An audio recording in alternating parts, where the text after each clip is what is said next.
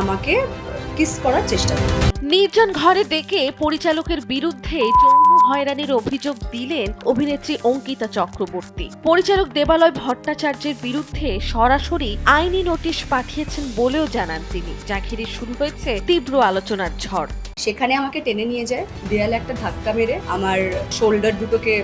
অভিযোগ অনুযায়ী একটি নৈশ পার্টিতে পরিচিত থাকার সুবাদে অঙ্কিতাকে নির্জন একটি ঘরে নিয়ে যান পরিচালক দেবালয় ভট্টাচার্য। সেখানে তাকে জোর করে চুমু খাওয়ার চেষ্টা করা হয় বলে দাবি করেন অভিনেত্রী। ঘটনার পর তিনি আইনজীবীর মাধ্যমে পরিচালকের কাছে আইনি নোটিশ পাঠান এবং প্রকাশ্যে ক্ষমা চাওয়ার দাবি জানান।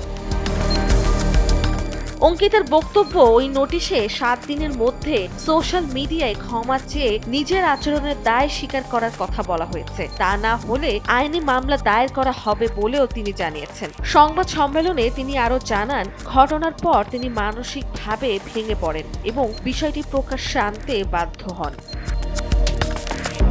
অন্যদিকে সব অভিযোগ অস্বীকার করেছেন পরিচালক দেবালয় ভট্টাচার্য। তার দাবি, এটি পরিকল্পিতভাবে তাকে হেয় করার চেষ্টা। তিনি জানান তিনি নিজেও আইনি পদক্ষেপ নেবেন। এখন দুই পক্ষের পাল্টাপাল্টি বক্তব্যে টলিউডে এই বিতর্ক কোন দিকে গড়ায় সেদিকেই নজর সবার।